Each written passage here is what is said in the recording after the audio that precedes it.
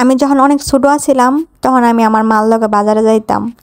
আমি ছোটবেলা দেখতাম আমার আম্মা কেমনে বাজার করে, কেমনে কি কিনে। তারপর এমনও হয়তো যখন রাস্তা পার হইতাম আমার আম্মু মানে মাঝখানে আইনা আমার হাত ছেড়ে দিত, বলতো তুমি একা একা পার হও, মানে আমাকে শিখাইতো। মানে আমি যে বাজার করা, রাস্তা পার হওয়া সবকিছু আমি আমার মায়ের কাছ থেকে শিখছি। এই জিনিসটা আমার খুব ভালো লাগে এখন, যখন আমি একা কিছু কিনতে পারি, একা রাস্তা পার হইতাম পারি, তখন মার কথা খুব মনে পড়ে।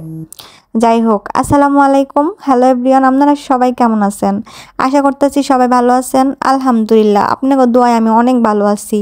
তো আজকে একটু বাজার করতে গেছিলাম, যেই পরিমাণের দাম জিনিসপত্রের তো দেখলেন। এই তো কি কি আনলাম। আর এন্দা নতুন আলু আর সিম ভর্তা করবো, সিদ্ধ করবো একসাথে।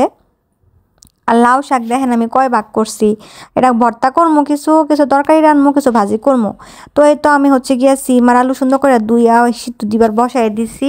তারপর হচ্ছে যে শাক ফাপ দিছি, ওগুলো রান্নাগুলোকে শেয়ার করলাম না, অফ ক্যামেরায় করে ফেলাইছিলাম। আর মনেও ছিল না, ফোনে চার্জও ছিল না, যাই হোক বাদ দেন। তো এখন আমি হচ্ছে গিলা শাকটা বাগার দিমু। আমরা কিন্তু শাক বাগার করি, আপনারা কি করেন অবশ্যই কিন্তু কমেন্টস করে জানাবেন। তারপর হচ্ছে রসুন পেঁয়াজ সবকিছু সুন্দর করে ভাজা ভাজা কইরা শাকটা দিয়ে দিলাম। শাকটা একদম সুন্দর ভাজা ভাজা কইরা উঠামো।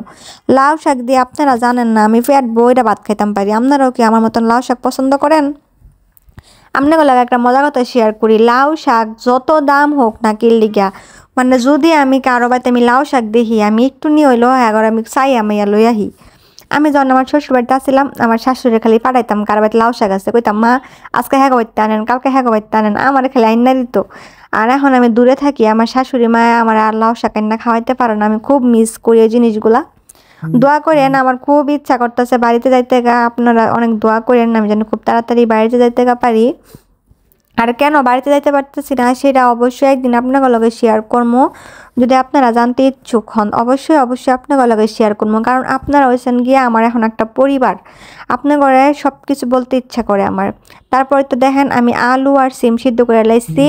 এখন এগুলো ভর্তা করবো শুকনা মরিচ দিয়া, ধনিয়া পাতা দিয়ে, কি যে মজা হয়েছে ভর্তাটা। আপনার ঘরে কি কমো গাইস, আপনারা এমনি কেরা কেরা ভর্তা বানায় খান অবশ্যই কমেন্টস করে জানাবেন।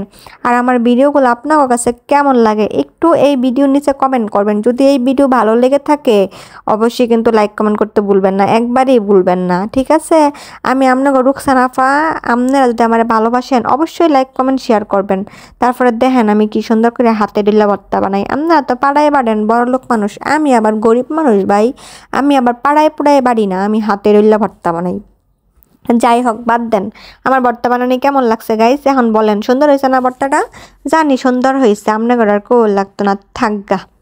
যাই হোক, আমার জন্য সবাই দোয়া করবেন, সবাই ভালো থাকবেন, সুস্থ থাকবেন, আল্লাহ হাফেজ।